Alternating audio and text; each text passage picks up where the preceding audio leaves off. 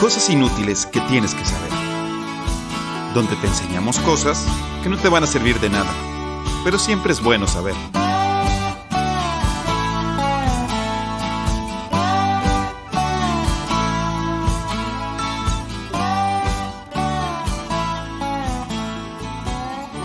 Hola, ¿qué tal? Bienvenidos a un miércoles más de Cosas Inútiles que tienes que saber. Me acompañan mis hermanos. Mauricio, ¿cómo estás? Todo bien, Luis Fernando. Muchísimas gracias y bienvenidos a todos a escuchar un capítulo más de Cosas Inútiles que tienes que saber. Y Mario Alberto Mabeto. ¿Qué tal a todos y todas? Muchas gracias por seguir con nosotros un miércoles más. Les tenemos dos muy buenas historias para que se queden con nosotros. Así es.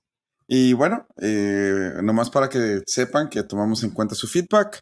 Mauricio, no te vamos a pedir una disculpa, pero ahora vamos a hacer más buena ondas contigo. Ok, perfecto. Qué bueno. Ok, muy bien. Tú sabes quién eres. Entonces, el día de hoy nos toca a mí y luego a Mauricio platicar nuestras historias. Y Mario Alberto trae sus random facts del día de hoy. ¿Les parece si empezamos? Go ahead. Mabe. La verdad que ahora sí son random, son muy quick. y son quick. Y son muy quick. Ahí les va. El primer random fact que les traigo es sobre la evolución humana. Resulta que si ustedes toman el cráneo de alguno de nuestros ancestros de hace 5,000, 3,000, hasta 10,000 años, se darán cuenta que los dientes de nuestros familiares cavernícolas son perfectos. Es decir, tienen dentaduras derechas. Sí. Ok. Y pues obvio, no se pusieron ni brackets o no se quitaron las muelas del juicio. Resulta que anteriormente nuestras bocas eran mucho más grandes, ya que debían comer cosas menos procesadas. Así es. El problema fue cuando los humanos comenzaron a elaborar más sus alimentos, los cocinan, los muelen. Las bocas ya no tienen que ser tan grandes, por lo que comenzaron a achicarse. Okay. El detalle es que los dientes no lo hicieron.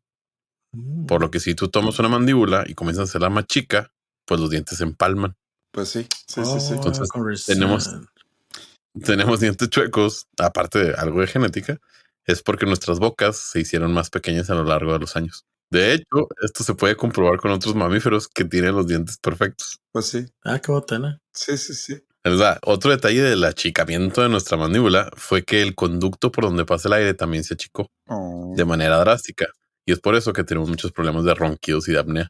Porque ya no tenemos que estar respirando tan fuerte todo el tiempo porque hacemos menos ejercicio, ¿o qué? No, es que se hizo más chiquita la mandíbula. Ya. La también. Ya. Exacto. Sí. Cool. De hecho, genéticamente se supone... No me gusta ser cool. No está cool. Por eso mucha gente se muere y le da cáncer por apnea del sueño. De hecho, genéticamente se supone que las poblaciones genéticas más nuevas, como los aborígenes australianos y los nativoamericanos, no les salen muelas del juicio. Porque genéticamente sus mandíbulas ya más pequeñas evolucionaron para que no les salieran muelas del juicio. O sea, ya no están en la transición de tener muelas del juicio o no. Vaya. Órale. O sea, podemos decir que son más evolucionados que nosotros. Sí. Porque ellos ya perdieron las muelas del juicio porque no tienen el espacio. El problema de las muelas del juicio generalmente vienen en poblaciones europeas y asiáticas y árabes. Porque son las que están en transición, en la que la mandíbula todavía no está tan grande. La mandíbula empieza a hacerse chica, como dices tú, pero las muelas del juicio siguen existiendo. Ya. Y bueno, pues este es mi primer random fact. Así que la próxima vez que su pareja esté roncando, pues ya sabe a quién echarle la culpa. A los cavernícolas. A los que inventaron la comida procesada. Sí. Muy bien, ok, perfecto. Después del random fact de Mabe, yo les voy a hablar de un tema. Por una plática que tuvimos en uno de los episodios anteriores, hoy les voy a hablar de cómo algunos países pequeños se volvieron tales y mantuvieron su independencia hasta el día de hoy. Ya. Quédense hasta el final para que escuchen todos. Primero... es el que cuando platicamos del de Portugal, ¿verdad? Sí. Que nos quieras contar. Qué bueno. Está chido, sí. órale. Ok. Sí. Primero, hablaremos de uno que muchos de ustedes puede que ni siquiera conozcan, pero un saludo al ingeniero Mario Mata porque él sí lo conoce. San Marino. ¿Sí? Okay. San Marino es un país ubicado en Italia, está completamente rodeado por Italia, tiene una población de 33,600 habitantes y 62 kilómetros cuadrados. Está dividido en 9 municipios, o como les llaman ellos, castelli. La lengua oficial es el italiano, aunque mucha gente también... ¿Cómo? ¿Viven 30,000 nada más y ya hay 9 municipios? Sí. Wow. Ok. La lengua oficial es el italiano. aunque mucha gente también habla romañol, que es el dialecto local. El país ha sido independiente desde el 3 de septiembre del 301 después de nuestra era, con la caída del Imperio Romano. Se ha mantenido independiente, o sea, literal independiente desde el 3 de septiembre del 301 hasta el día de hoy. Pues sí, bastante. Como muchas otras regiones de la península de Italia, San Marino mantuvo su independencia como un pequeño reino después de la caída del Imperio Romano. Sí, hay que recordar que Italia per se no existe hasta ya muy entrado la época moderna. Sí. Durante todo este tiempo, Italia eran muchos reinos que después se volvieron ciudades-estado como Génova, como Venecia, como San Marino. El problema es que San Marino pues no era ni Venecia ni Génova, entonces a nadie le importaba San Marino, lo cual le ayudó mucho para mantener su independencia. Y hasta la fecha. Hasta la fecha. Sí, pues sí. Por azares del destino nunca fue conquistado por comunas más grandes de ellos. De hecho, San Marino logró repeler en varias ocasiones a la única familia que trató de conquistarlos, la familia Malatesta de Rimini. Por lo menos 5 veces está registrado que los de Rimini trataron de conquistarlos y no pudieron. Que eran unos 12, yo creo, sí, ¿no? Probablemente, y están peleando contra 6. O sea, y se aventaban piedras. Y luego después se encontraban en el bar a la vuelta. De hecho, tienen selección de fútbol, ¿eh? Sí, yo me acuerdo. Sí. No, lo estoy confundiendo con Martinica. Bueno, Martinica también tiene. No, pero San Marino también tiene selección de fútbol. Es que una vez México jugó contra Martinica, me acuerdo mucho por eso. Ya no, pero antes sí se podía jugar. La comuna o ciudad-estado se mantuvo independiente y se volvió una reliquia del pasado romano durante el Renacimiento. De hecho, cuando Napoleón conquista Italia, se enamoró tanto de San Marino que no los conquista y les dice, no, pues yo los voy a dejar independientes porque está muy bonita su ciudad. Durante la unificación de Italia a manos de Giuseppe Garibaldi, San Marino le dio asilo a muchos de los soldados y simpatizantes de Garibaldi. Entonces, cuando Garibaldi unifica Italia, en forma de agradecimiento a San Marino, firma un tratado en el que Italia nunca va a intentar y de hecho va a defender la soberanía de Italia. Ok. De San Marino. Va a defender la soberanía de San Marino. Va a defender la soberanía de San Marino. Ya. Y es que la verdad es que fuera de la piedra en la que se podía extraer mármol y luego una vez que se acabó la piedra, pues San Marino no tiene mucho. No hay mucho más que hacerle. Pues sí, no, la verdad es que no.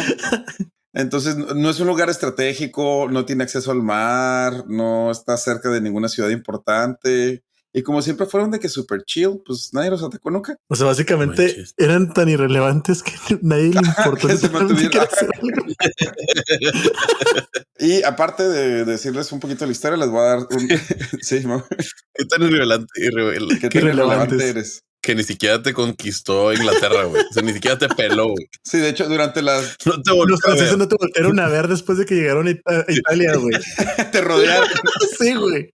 Te rodearon. Ni Hitler te tocó, güey. No, ni Hitler. Como random fact aparte, durante la Guerra Civil de Estados Unidos, el rey de San Marino le envió una carta a Abraham Lincoln en perfecto italiano de un lado y en un inglés así como que así medio chafita del otro, ofreciéndole una alianza estratégica al presidente de Estados Unidos, además de darle la ciudadanía sanmarinense al mismo. Lincoln aceptó y además les dijo que su pequeña nación era un ejemplo de independencia a través de los siglos. ¿Cómo la ven? Así que Abraham Lincoln era ciudadano honorario sanmarinense. Ciudadano honorario sanmarinense. Wow. Así es. Wow. Cámara, o sea, eso hace mucho tiempo. Es que San Marino sí. tiene independientes del 301. O sea, del 301 hasta la actualidad ha sido independiente, ¿no? Sí. Son 1700 y pico años. Sí. Sí, no, sí es el mundo. Sí, estoy de acuerdo.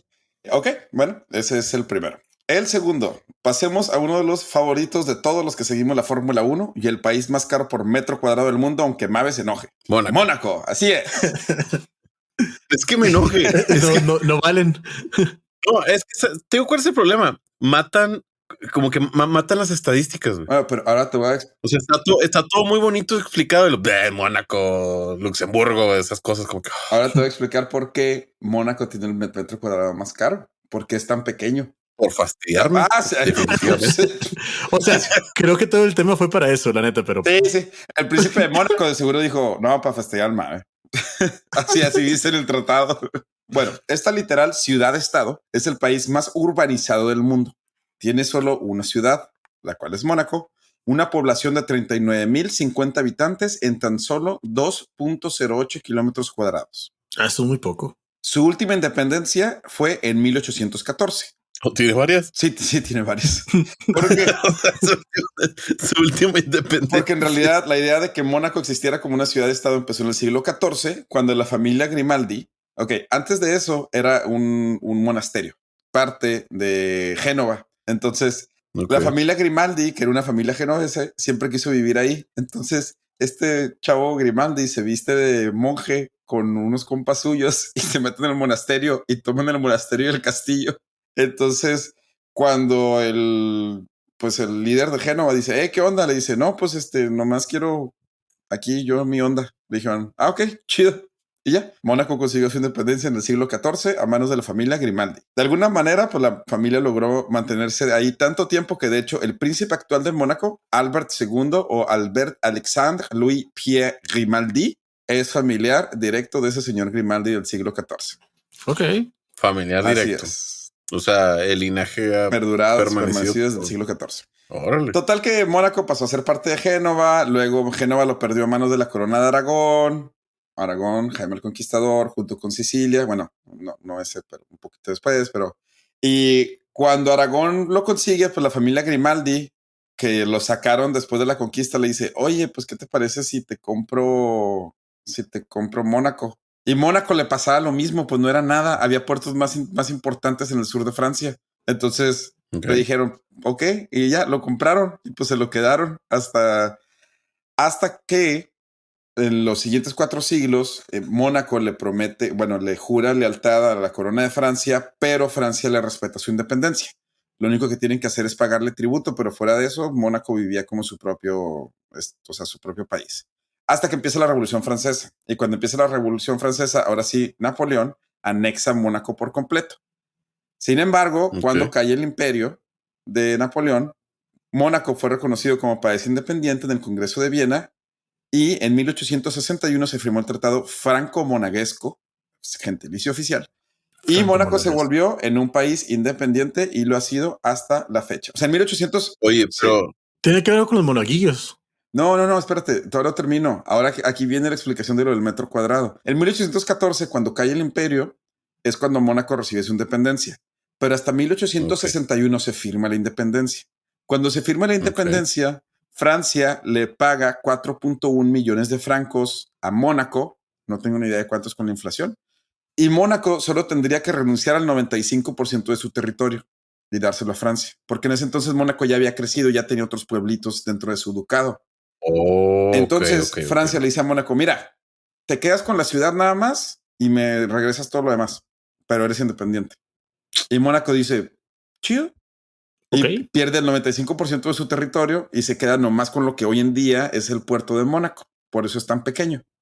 2 años después de firmar su independencia, se abren las puertas del casino de Monte Carlo, el cual hoy en día sigue abierto y puede seguir yendo a apostar ahí. Apostar. ¿Sí? Ok. ¿Y qué tan todavía está eso que es un paraíso fiscal, no? No, pues sí. La verdad no sabría si es un paraíso fiscal todavía. Todos los que les estoy diciendo son paraísos fiscales. San Marino, Mónaco y los que siguen en mi lista. Todos son paraísos fiscales, por eso existen. Pues tienen que ser Chipre. Luxemburgo. Bueno, no. O sea, hay muchos paraísos fiscales en el mundo. No voy a hablar de todos, pero la mayoría son países así. Para que alguien nos explicara qué es un paraíso, o sea, ¿a qué se refiere un paraíso? Yo sí te puedo decir que las reglas internacionales básicamente no los obligan a hacer un reporteo de sus clientes.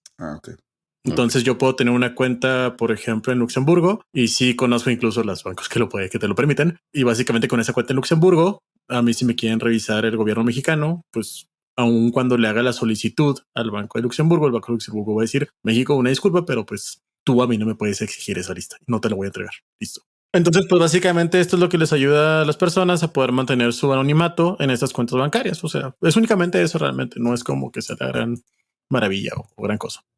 ¿Y por qué se da tanto en países como estos? La verdad, hasta donde tengo entendido, no es porque no tienen firmado los tratados internacionales interbancarios, más que nada. O sea, hay tratados internacionales que tienen un chorro de tratados. Ahorita más adelante les voy a platicar de uno bien interesante.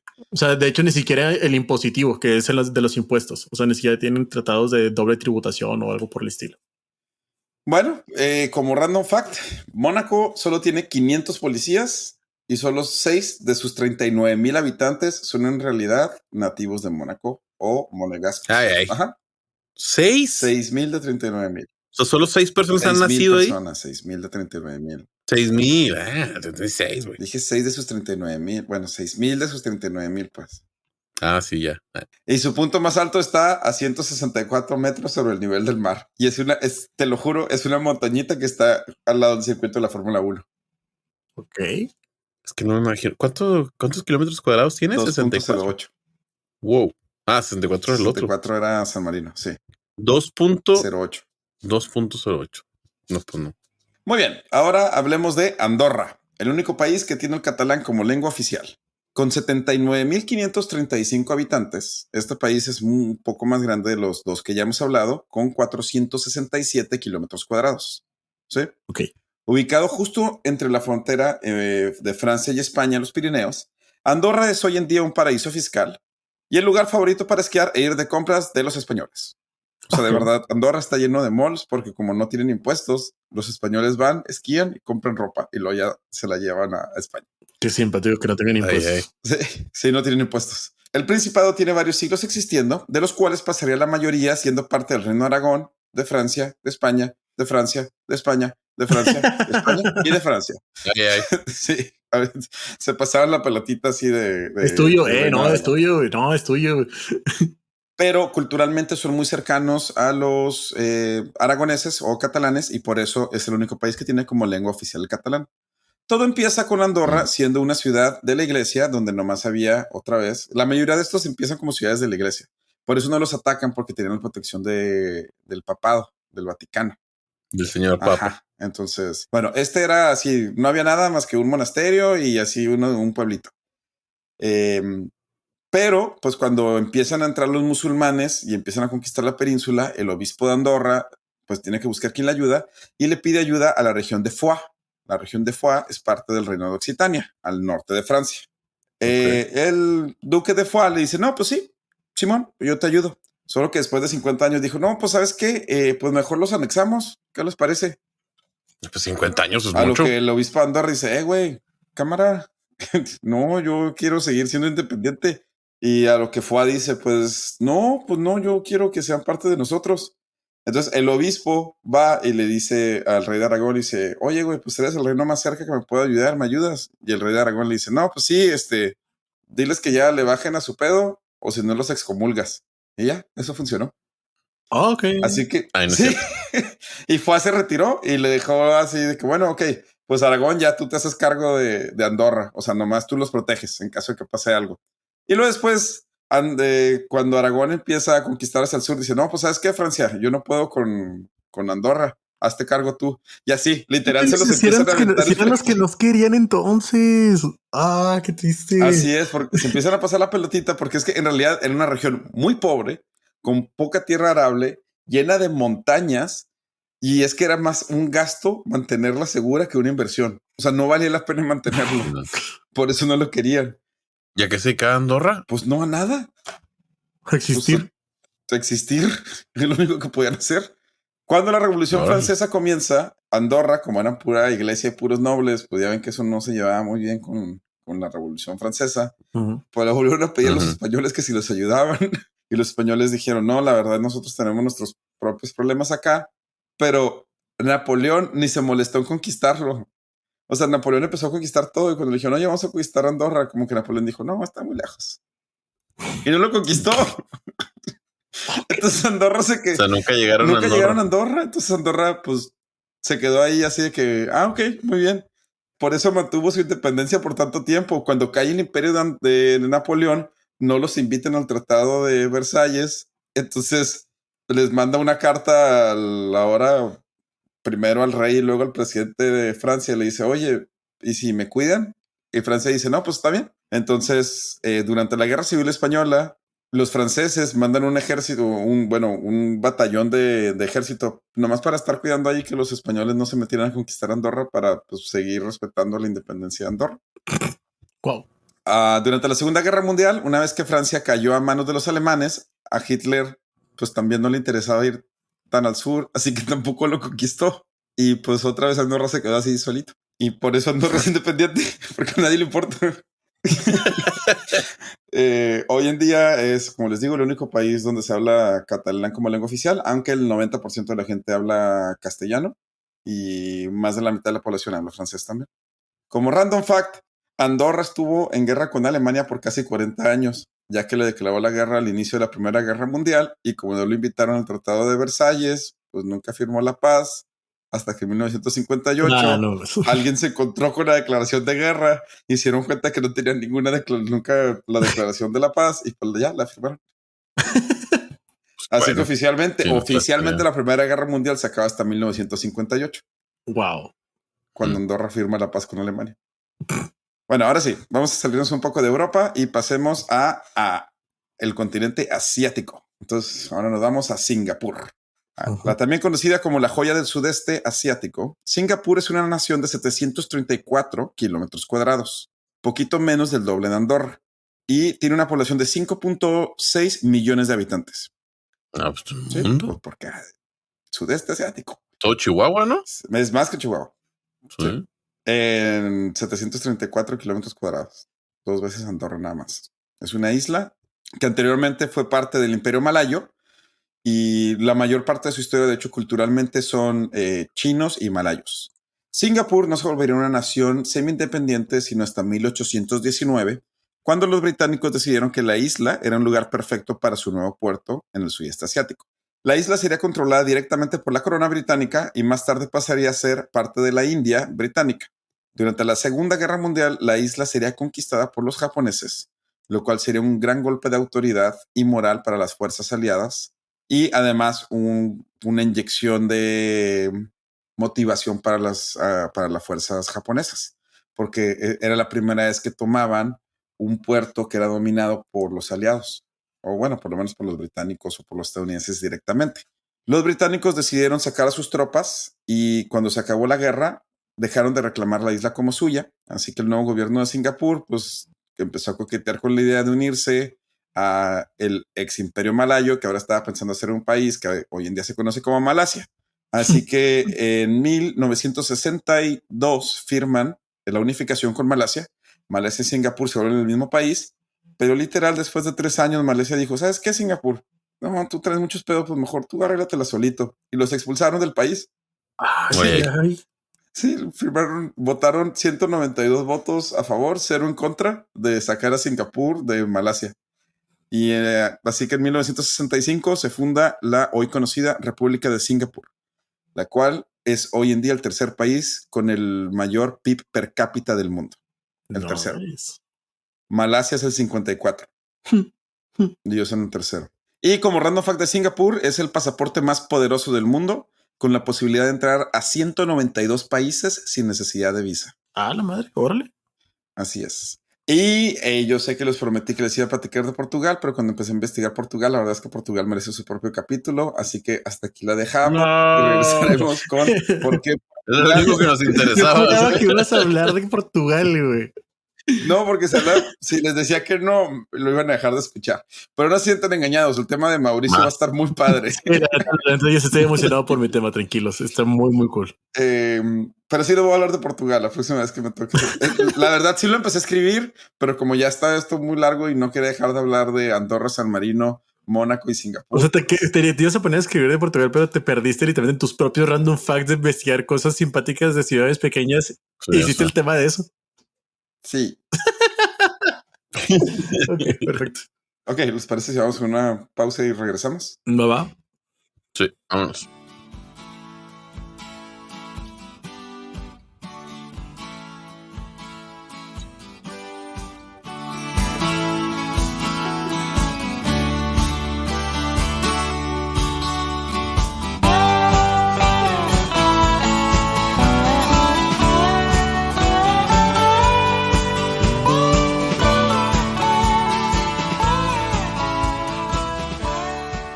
Ok, ya estamos de vuelta con el Random Fact de Mario Alberto, que tiene más quick que de Random Fact. Exactamente. De hecho, ese sí está bastante rápido. Ahí les va. Se trata de un soldado estadounidense que peleó en la guerra de Vietnam, el cual fue capturado por los vietnamitas y tomado como prisionero de guerra. Sí. Esta persona, una vez que lo liberaron, contó la historia de que a él le apodaron como el tonto.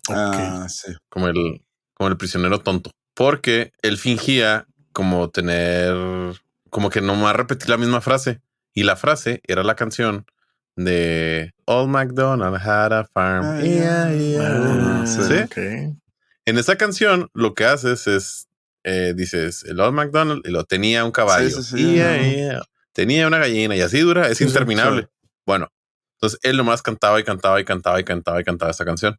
Una vez que lo liberaron, él lo que en realidad estaba cantando eran los nombres, lugares de captura y método de captura de todos sus compañeros del lugar, de la estación. Entonces, cuando ya lo liberaron, de que, o sea, fue con, tengo información, dio información de 256 prisioneros, incluyendo su nombre, fecha de captura, rango. Manches. Sí. De hecho, porque si me acuerdo haber leído un poco de la historia, lo dejaban, como pensaban que estaba, pues que tenía un problema mental, no lo tenían ni encerrado. Ah, sí. De hecho, esa es otra.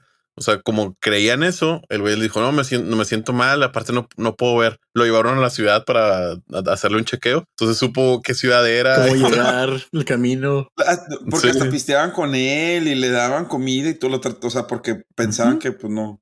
Wow. Sí, fingió tener un problema psicológico, psiquiátrico. Mental. Wow. Mira nomás. Y ese es mi random fact de hoy. ¿Y cómo se llama el soldado? Duke Hegdal. No sé cómo se pronuncia. Es Duke Hegdal III. Wow. Mira nomás. Está bien chido. Ni siquiera es... No, sí es. Perdón. Me equivoqué de soldado. Ok. Sí es americano. Sí es americano. Ok. Eso nos dice que probablemente tu siguiente random fact también sea de soldados. No, es que vi dos historias de soldados. Okay. Y había otro, pero no era... peleó con los americanos, pero nació en Canadá. Ok. Entonces me confundí un poco. Este sí es American citizen. Muy bien. Perfecto. Ok. Yo la verdad no sería tan inteligente. No, yo no. Yo también me hubiera perdido. O sea, tendría que haberle hecho como él al repetirlo. No. 300 Yo de grabármelo sí, pero de grabármelo con una canción nunca. O sea, no. Que se me hubiera ocurrido hacer eso, ni de chiste. No. También No. Lo hubiera tratado de anotar o algo. Muy bien, Mauricio, vamos a tu tema. Con todo gusto. Este tema lo titulé El otro Bugatti. Y no les voy a hablar del famosísimo Ettore Bugatti, que es el empresario italiano que se nacionalizó francés, que fue el que fundó la marca automovilística Bugatti, sino les voy a hablar de Giovanni Battista Bugatti. Bueno, vamos a ubicarnos en el tiempo. ¿Brasileño o portugués? No, es italiano. Es italiano. Vamos a ubicarnos en Italia en el 1796, ¿ok? Muy bien. A escasas cuadras del Vaticano vivía un joven, Giovanni, de 17 años, que era extremadamente pobre y vivía solo en un tercer piso de un edificio de madera que en esa época era absurdamente caluroso vivir ahí, o sea, era como si estuvieras en un horno básicamente. No había ventiladores, obviamente. Entonces se sufría bastante, ¿no? Okay. Este joven acudía siempre muy esperanzado, muy como animado a las ejecuciones públicas que se daban en el Vaticano. Ok. Sí. Porque como que muy... En esa época así era. O sea, era un espectáculo básicamente ver cómo los verdugos llegaban y pues aplicaban la justicia divina por el pecado. Hasta que en una ocasión a Giovanni se le ofreció ser el aprendiz de uno de los verdugos que ya estaba por jubilarse. Giovanni sintió esto como una oportunidad de vida y no solamente se instruyó como aprendiz, sino que llevó una bitácora en la que anotó cada una de las ejecuciones que hubo, detallando la persona que iba a ser ejecutada, la edad, su peso, el método de ejecución, qué había pasado durante la ejecución, y con eso pudo irse dando cuenta cuáles eran como los puntos que tenía que cuidar para poder llevar a cabo la ejecución perfecta. Oye, pero ¿qué era la qué gracioso, o sea, ejecución qué gracioso que hoy en día pensaría, si alguien hace eso, pensarías, oye, qué raro es el MAVE, porque anota todas esas cosas. Pero la verdad es que Y cuando lo ves desde el punto de vista histórico, o sea, imagínate, tienes un reporte de los nombres, sí, del peso, de la edad de las personas de ese tiempo, es correcto, de lo que hicieron, de cómo y por qué fueron ejecutados. O sea, lo que ahorita el Mave que va todos los años a comprar su agenda para escribir lo que hace todos los días, pues a lo mejor en unos 200, 300 años van a decir, mira, tenemos todo lo que hacían las personas de ese entonces. Ajá. Y de hecho está bien simpático, porque lo que comentas sí es cierto. O sea, la estadística que él llevó ayudó para hacer las ejecuciones perfectas. ¿Qué era la ejecución perfecta? Como tú lo decías, Mabe. En esa época, si bien las ejecuciones públicas sí eran un espectáculo, no se trataba tampoco de ser sanguinario. Verás, a la gente no le encantaba que tuvieran que dar 5 hachazos para poder decapitar a alguien. Era algo que se veía demasiado cruel, demasiado rudo, y era algo que tampoco tenían este gusto por verlo. Cuando una persona caía para ser ahorcada, la gente no disfrutaba el estrangulamiento. De hecho, la gente encontraba algo muy obsceno. O sea, era un mal verdugo el que hacía la ejecución de ahorcamiento y no lograba que se rompiera el cuello. ¿De acuerdo? Ok. Bueno, nuestro amigo Giovanni le interesó tanto todo esto que logró hacer como empezó a revisar los pesos, empezó a revisar todo lo que sucedía y comenzó a hacer sus propias prácticas hasta que le llegó su momento cuando se retiró de su verdugo maestro y le tocó a él ser el verdugo. En esta época los verdugos eran muy cuidadosos con todo lo que hacían. Si vemos nosotros la imagen del verdugo que tenemos en nuestra cabeza, como la de Shrek, es este hombre grandote que tiene un velo negro. Eso fue en exactamente la cabeza. Lo que pensé en el de Shrek. Yo también. Sí, pues sí. ¿Cómo se llama? Plutonio. Platonio, algo así. Sí. Bueno, esta es la imagen que tenemos del verdugo. Y esto era porque los verdugos, al ser los ejecutadores, uno, era una profesión pues, que realmente era mal vista. Era una profesión de vergüenza. Dos, muchas personas, sí. O sea, eras el que ejecutiva.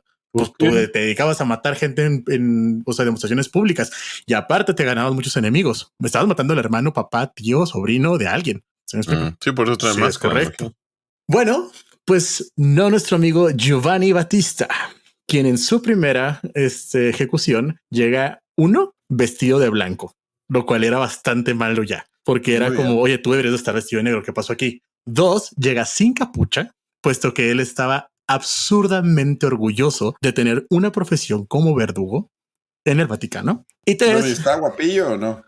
Sí, que no estaba tan feito, de hecho, Entonces, es muy tarde para preguntar en qué año estamos. Eso sí lo dije al principio. 1796. ¿Sí? Nunca dije que no lo dijera, solamente 1796. 1796. Llega Giovanni y le toca hacer su ejecución de ahorcamiento. Y antes de que se haga, lo que dice Giovanni a los que estaban ahí, obviamente a los que iban a llevar a cabo la ejecución, dicen, ¿saben qué? Esta persona tenemos que ponerle algo en las piernas que le haga más peso, porque por su peso no va a alcanzar a romperse el cuello.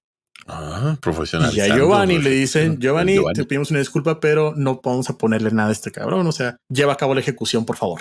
Giovanni, obviamente, no quería verse mal en su primera ejecución. Obvio. Entonces, lo que hace Giovanni... También, o sea, uno siempre quiere... Tú no vas a venir a opacar mi carrera. Uno siempre quiere dar una buena impresión en su primer día. O sea... Acto seguido, Giovanni, en cuanto deja caer literalmente la palanca, de un salto, se cuelga de las piernas del ejecutado y ¡pum! Hace el suficiente peso para que el cuello se logre romper. Claro que la gente, en cuanto vio eso, estalló literalmente en emoción y empezaron a aplaudir y a ovacionarlo porque era una demostración que nunca habían visto antes. O sea, ese espectáculo nunca lo habían visto y acaban de ver a un verdugo que logró hacer la ejecución bien hecha porque se logró romper el cuello y que él mismo había participado en la ejecución. Esto básicamente fue algo que se aplaudió, se ovacionó y fue el comienzo de una muy larga carrera de nuestro querido amigo Giovanni, el primer actor de... Sí, no, hombre, no. Sí. Bueno, como ya les dije, el verdugo vivía muy cerca del Vaticano, básicamente a unos pasos del Castel Sant'Angelo, que es el castillo de San Angelo, en el Vicolo de Campanelli. Pero las ejecuciones se realizaban al otro lado del Tíber, generalmente en la Piazza del Popolo, que es actualmente donde está San Pedro, de hecho. Okay. La basílica. Giovanni Battista llegó a ser uno de los personajes más conocidos y emblemáticos de Roma, puesto que con su puesto como verdugo del Vaticano llegó a ser no nada más uno de los muchos verdugos que había en el Vaticano, sino llegó a ser el mismísimo verdugo del Papa. Oficialmente con el puesto de pintor de sombrillas, era realmente el verdugo personal del Papa que lograba hacer las ejecuciones limpias. Cuando tuvo sus primeras ejecuciones con hacha, tenía tan calculado cómo tenía que hacer el movimiento por su bitácora famosa que simplemente con un golpe lograba decapitar a las personas. Pintor de sombrillas, eso es como... No, o sea, ¿ese era el título de él? O sea, ¿por qué no le podían poner verdugo al Papa? Pues sí, básicamente sí. O sea, era como que, oye, sí. Pues no es que no existe el título del verdugo del Papa, pero ¿qué tal si... Sí, es como si te contratan es como si te contratan y en vez de ponerte, no sé, de qué desarrollador, te ponen auxiliar administrativo. Básicamente eso es. Eso era para que RH no lo de RH.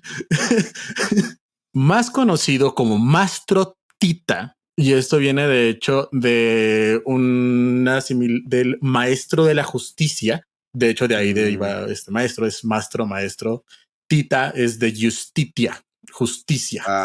Entonces, Mastro Tita fue como se le denominó, puesto que Giovanni no se veía únicamente como un simple verdugo o el simple verdugo del Papa, sino que él se sentía realmente como el enviado divino a aplicar la justicia de Dios y hacer que aquellos diablillos, es como dice creo que en el libro de hecho, pudieran recibir su castigo en vida de la mejor manera para que pudieran pasar al otro plano y pues ya condenarse, ya cumplir su penitencia. Pero él se sentía como el intermediario de Dios. Qué forma tan poética de ver el ser verdugo. Y bueno, verdugo del Vaticano, de la Inquisición. Sí. Nunca lo había pensado porque en realidad pues nunca había tratado de ponerme en sus zapatos, pero pues sí, o sea, ellos se sentían como que enviados haciendo la justicia. Ahora, un poco macabro, pero pues realmente ayudó que la gente no sufriera. Ajá, es correcto. De hecho, incluso antes de las ejecuciones les permitía tomarse una última copa de vino y un último cigarro. Ay, qué bonito. De hecho, incluso le llamaban el médico más peligroso porque él mismo llamaba a sus ejecutados como pacientes. O sea, eso sí, él los llamaba de pacientes básicamente y él decía, entiendo que tus penas son tan grandes que yo soy el que te va a liberar de la pena. O sea, sí se creía. Sí, él sí se creía que estaba en buena onda, acá haciendo algo divino. Bugatti tuvo una larguísima trayectoria. Comenzó a los 17 años con el Papa Pío VI y se jubiló hasta los 86 años con el Papa Pío IX. Este vato fue verdugo toda su vida, literalmente. El verdugo anotaba meticulosamente, como ya dijimos, en un cuaderno todas sus ejecuciones, siendo un total de 514 ejecuciones, más 2 que no fueron directamente ejecutados por él. Uno fue fusilado y el otro fue ahorcado, de hecho, y descuartizado, pero por su ayudante.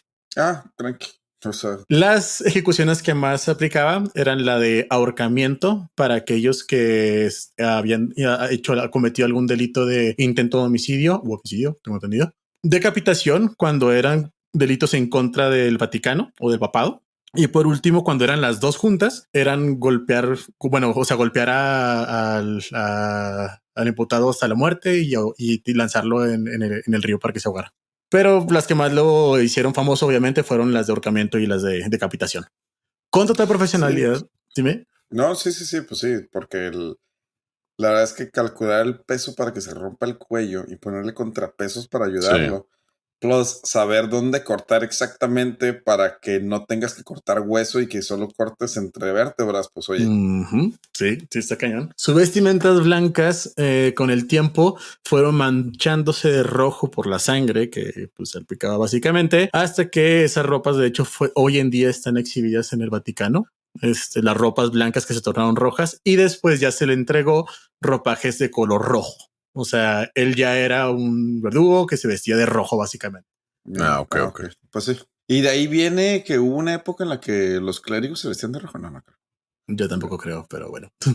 El día que le tocaba una ejecución, se levantaba muy temprano al alba, se ponía su capa roja, atravesaba el río a través del puente para llegar al cadalso. La gente al verlo corría la voz por toda la ciudad gritando: "Maestro Tita, pasa el puente".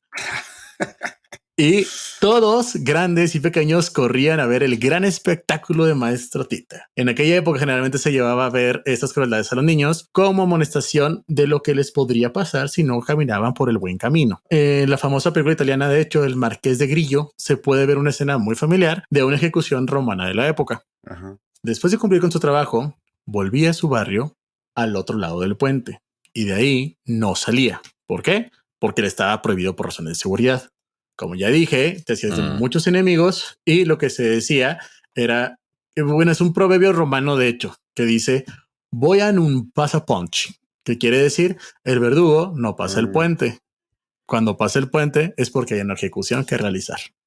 Bueno, y el proverbio que se usa en Roma quiere decir más bien que cada quien tiene que respetar su propio lugar. O sea, googleenlo. Las vestimentas rojas y blancas manchadas de sangre están en el museo y todo. O sea, ¿cómo se llama? ¿Bugatti qué? Giovanni Battista Bugatti. Maestro Tita, como dice Mauricio, pero sí es cierto. O sea, en el museo, ¿qué es? ¿El Museo del Vaticano? No, bueno, en el Museo de Criminología de Roma se tienen las vestimentas de Giovanni. Y la bitácora también se tiene todavía, ¿eh? Yeah. Anotaba fecha, víctima, delito y tratamiento aplicado, básicamente. Entre en ejecución y en ejecución se distraía ayudando en la pequeña tienda de souvenirs que su mujer tenía junto a la casa de Trastevere en la orilla derecha del Tíber. Se dice que solo atravesaba el puente San Angelo cuando tenía que ir a trabajar al otro lado del río en Campo Fiori, Piazza di Popolo. Y de hecho, algunas expresiones de la época se hacen a esa de que lo que ya dije ahorita, no pasare monte. No pasare monte. Básicamente, a Maestro Tita, después de tantos años de servicio, no se jubiló, lo jubilaron. O sea, fue el Papa Pío IX quien le pidió que se jubilara ya. Ya básicamente no podía ni con el hacha, no mames, estaba cañón. Ya estaba la guillotina, que sí la llegó a usar de hecho en sus últimas ejecuciones. Bastante tiempo lo usó de hecho, pero lo retiraron con una pensión mensual de 30 escudos, lo cual es un monto absurdo por lo que cuentan ahí. No, la verdad no encontré una equivalencia en pesos mexicanos para ser sincero, pero decían que era un monto absurdo. O sea, era absurdo la pensión que le estaban dando de retiro. Estamos hablando de una persona pobre. Si no puedo cambiar de francos. Sí, pero no. Tú batallaste la época es casi la misma, por cierto. Pero estamos hablando. No, sí, Giovanni muere ya con un Mónaco independiente. Ok. Para que veas lo contemporáneo que son las historias. Pero también estamos hablando de una persona que nació pobre, vivía en terribles condiciones, logró volverse el verdugo del Papa, ser una de las personas más famosas de toda Roma, retirarse con muy buena pensión y tener una familia con una esposa y creo que tuvo 2 hijos, si no me equivoco, 1 o 2 hijos, no estoy seguro. Pero es una historia bastante simpática. O sea, tiene un final feliz para él. O sea, a pesar de que pues mataba gente. Pues sí estaba raro su trabajo. No lo voy a negar. De hecho, puedes ver el hacha está también. El hacha está también, que era su hacha favorito, básicamente. El hacha, las cuerdas que usó para ahorcar gente. No manches. Perdón, Mara, ¿qué estás diciendo? No, es que estaba pensando que, o sea, no. Pues no puedes decir que fue no sé si puedas decir que fue una buena persona. Pues es que él lo sentía así, de hecho. A lo mejor después lo comparan con, no sé, la gente que mata los animales que comemos de carne hoy en día. Que los mata, o sea, bien. O sea, que lo hace sin que sufran. Se llama sacrificio. Okay. Pero que lo hacen bien, sin que sufran. O sea, por eso, o sea, en los rastros no se mata, se sacrifica. Ok, pues entonces imagínate que en el futuro ya no tienes que sacrificar animales y ya puedes hacer, no sé, carne sintética que sabe idéntica.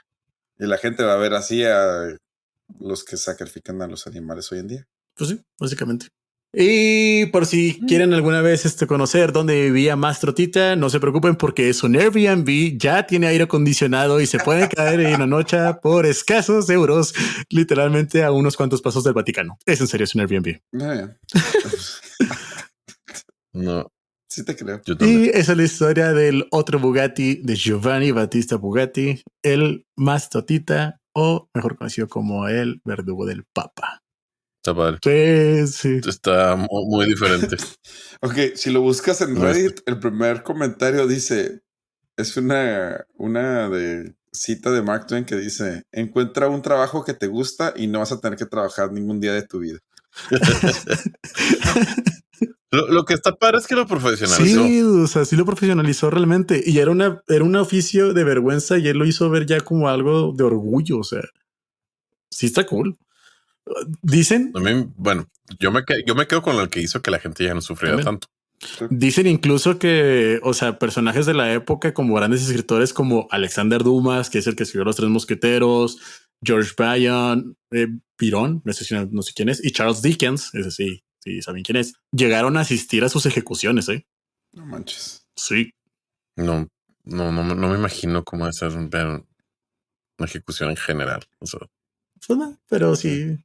No sé. Está simpático. Como que nuestra generación no lo puede concebir. No lo puede concebir. Bueno, esa es la historia de Más Tortita. Espero que les haya gustado. Muy bien, ¿no? Muy bien. Está chido. Muy padre ahí el maestro Tita. ¿Sabes si visitó San Marino? Desconozco, hermano, la verdad. No. Ah. Tiene mucho trabajo. No matas 514 personas en tu vida, nomás. Sí. Bueno, andamos ahí visitando Andorra y San Marino y Mónaco. Pues no, por favor. 514. Muy bien. ¿Les parece si vamos a una pausa y regresamos con el último random fact de Mario Alberto? Fuga. Vámonos.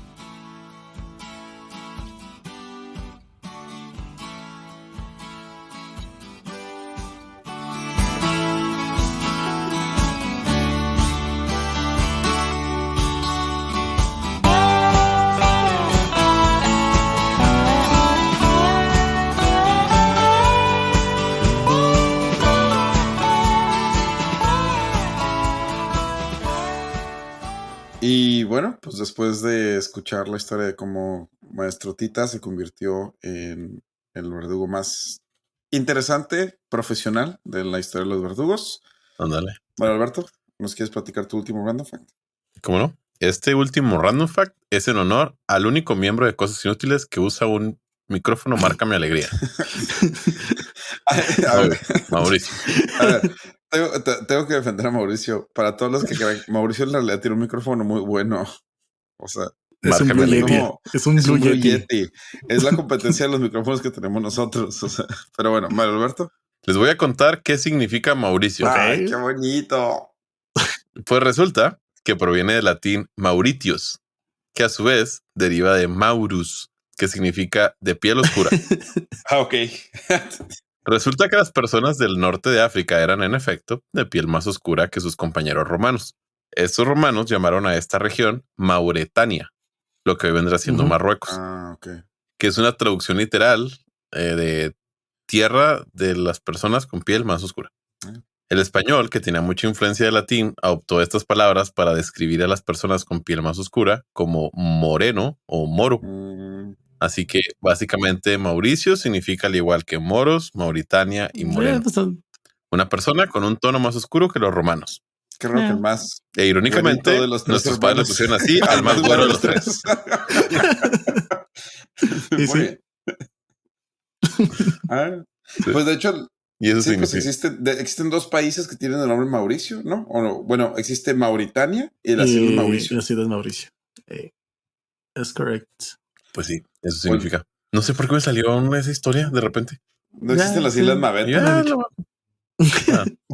Ni las Islas Fernando o Wisi o... Pues, según yo, Mario significa venido del mar. ¿En serio? Ok.